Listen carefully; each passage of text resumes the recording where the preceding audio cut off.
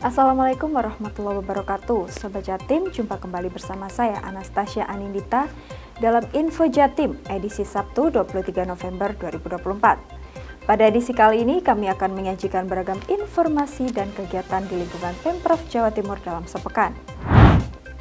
Di antaranya, Dinas Kominfo Jatim menggelar pembinaan pegawai di Batu Campsite. Institut Teknologi 10 November bersama Badan Cyber Sandi Negara BSSN resmikan Computer Security Incident Response Team atau CISRT di ITS. Pejabat Gubernur Jawa Timur Adi Karyono hadiri puncak peringatan kesehatan nasional ke-60 di Jawa Timur, Sidoarjo. Dari studio Diskominfo Jatim, inilah Info Jatim selengkapnya.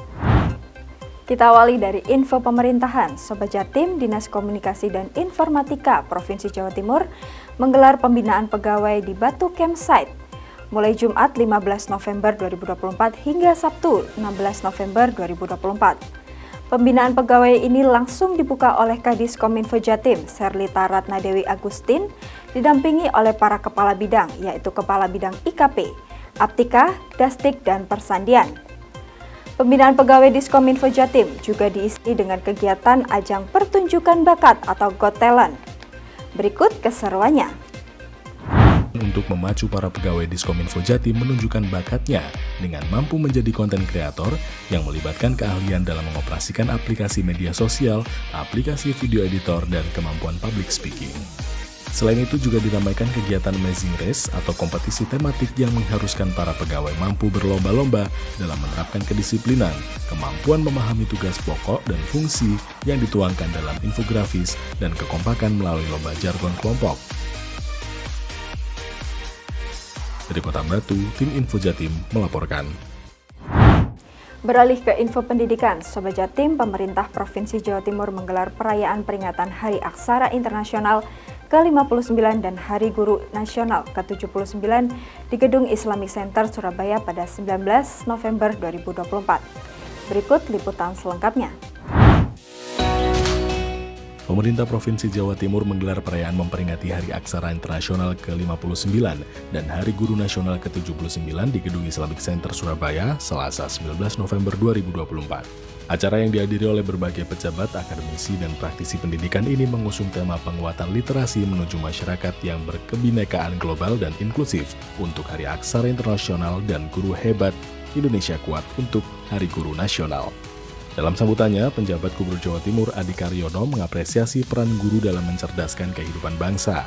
Sebagai langkah nyata dalam mendukung pengembangan kompetensi guru, pemerintah Provinsi Jawa Timur mendorong pemberdayaan ekonomi guru melalui kewirausahaan. Adi Karyono menambahkan bahwa tema Hari Aksara Internasional tahun ini sangat relevan dengan upaya melawan buta aksara dan memajukan literasi di kalangan masyarakat. Sementara itu, Kepala Dinas Pendidikan Provinsi Jawa Timur Aris Agung Paiwai menjelaskan bahwa perayaan Hari Guru Nasional tahun ini dimajukan dari tanggal 25 November mengingat kesibukan pelaksanaan pilkada. Selain itu, perayaan ini juga menampilkan beragam kegiatan seni dan apresiasi, paduan suara guru, penampilan band-band sekolah, Niken Salindri, Shadow Band, serta tarian Spirit Nusantara yang dibawakan oleh siswa SMA SMK di Jawa Timur memberikan warna tersendiri dalam acara ini. Tidak ketinggalan, penghargaan diberikan kepada para guru dan siswa berprestasi dalam bidang akademik dan olahraga seperti peraih prestasi OSN, O2SN, dan FL2SN tahun 2023. Dari Surabaya, tim Info Jatim melaporkan. Sobat Jatim, pemerintah Kota Surabaya menyambut baik penyelenggaraan pameran bertajuk Two Nation, A Friendship is Born yang berlangsung di Museum The Javase Bank. Pameran ini diselenggarakan oleh Konjen Australia sebagai bagian dari perayaan 75 tahun hubungan diplomatik antara Indonesia dan Australia. Berikut liputan selengkapnya. Sebuah pameran bertajuk Two Nation A Friendship is Born yang digelar Konsulat Jenderal Australia untuk Jawa Timur resmi dibuka pada Selasa 19 November 2024. Pameran yang berlangsung di Museum The Javase Bank Surabaya ini bertujuan untuk memperkuat hubungan antara Indonesia dan Australia Barat yang telah dijalin selama 75 tahun. Pembukaan pameran dilakukan oleh Konsulat Jenderal Australia untuk Jawa Timur Glenn Askio. Acara pembukaan turut dihadiri oleh PJ Sekretaris Daerah Provinsi Jawa Timur atau Sekda Prof Jatim, Bobi Sumiarsono, PJS Wali Kota Surabaya Restu Novi Widiani, dan Deputi Kepala Bank Indonesia atau BI Provinsi Jawa Timur Muhammad Nur Nugroho. Pameran yang dibuka untuk umum dari 19 November hingga 6 Desember 2024 tersebut menceritakan kisah dukungan kuat antara Australia bagi Indonesia selama perjuangan kemerdekaannya melalui foto, surat, laporan berita, dan berbagai sumber dari warga Australia dan Indonesia yang bekerja sama saat itu. Dalam keterangannya, Konsulat Jenderal Australia untuk Jawa Timur Glenn Askew menyampaikan, pameran ini bukan hanya untuk memperkuat hubungan antara pemerintah kedua negara Indonesia dengan Australia, namun juga mempererat hubungan masyarakatnya. Sementara itu, PJ Sekda Prof Jatim Bobi Sumiersono menyampaikan, pameran ini sebetulnya memperbarui hubungan diplomatik antara Indonesia dan Australia yang sudah dijalin 75 tahun. Dari Surabaya, Tim Info Jatim melaporkan. Beralih ke info Komdigi, Sobat Jatim, pengurus Asosiasi Media Cyber Indonesia Jawa Timur periode 2024-2028 resmi dilantik pada Rabu 20 November 2024. Yatimul Ainun, pemimpin redaksi Times Indonesia, dipercaya menjabat sebagai Ketua Umum AMSI Jawa Timur untuk masa bakti 4 tahun mendatang. Berikut liputan selengkapnya. Pengurus Asosiasi Media Cyber Indonesia atau AMSI Jawa Timur periode 2024 hingga 2028 resmi dilantik pada hari Rabu 20 November 2024 di Surabaya. Yatimul Ainun, pemimpin redaksi Times Indonesia, dipercaya menjabat sebagai Ketua Umum AMSI Jatim untuk masa bakti 4 tahun mendatang. Pelantikan ini turut dihadiri oleh Wakil Menteri Komunikasi dan Digital Republik Indonesia, Nezar Patria. Ia menekankan pentingnya meningkatkan keterampilan digital bagi jurnalis untuk mengikuti perkembangan zaman tanpa melupakan penerapan kode etik guna menghasilkan jurnalisme berkualitas. Selain Nezar, Kepala Dinas Kominfo Jatim Sherlita Ratna Dewi Agustin yang mewakili penjabat Gubernur Jatim Adi Karyono mengapresiasi peran strategis media siber dalam mendukung transformasi digital di Jawa Timur. Acara ini juga dilengkapi dengan seminar nasional yang bertajuk Outlook Ekonomi Indonesia tahun 2025, Hilirisasi dan Digitalisasi Ekonomi di Jawa Timur. Dari Surabaya, Tim Info Jatim melaporkan. Institut Teknologi 10 November bersama Badan Cyber dan Sandi Negara resmikan Computer Security Incident Response Team atau CSIRT pada Rabu 20 November 2024. Berikut liputan selengkapnya. Institut Teknologi 10 November atau ITS Surabaya kini resmi memiliki tim tanggap insiden cyber atau yang biasa disebut Computer Security Incident Response Team atau CSIRT.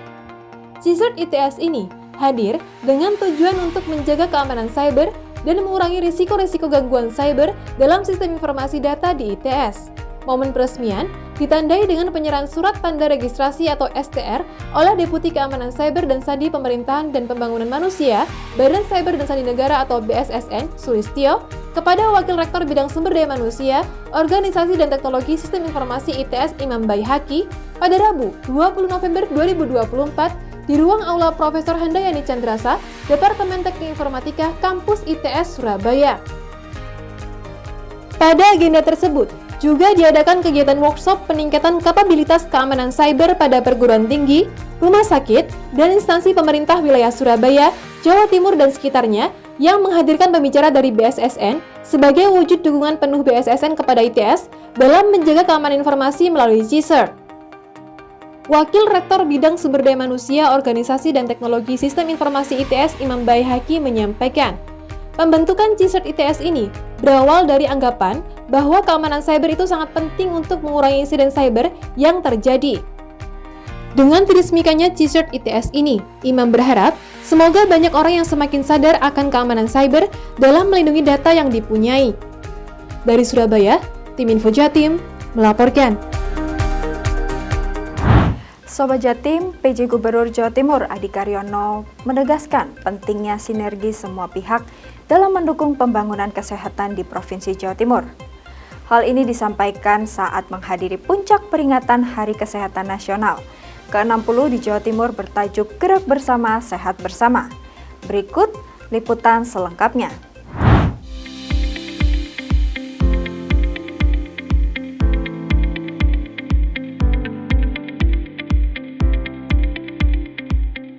Pejabat Gubernur Jawa Timur Adi Karyono menghadiri puncak peringatan Hari Kesehatan Nasional atau HKN ke-60 tahun 2024 di Sidoarjo, Kamis 21 November 2024. PJ Gubernur Adi Karyono mengatakan bahwa momentum peringatan HKN menjadi waktu yang tepat untuk meneguhkan komitmen dalam meningkatkan kualitas kesehatan masyarakat di Jawa Timur.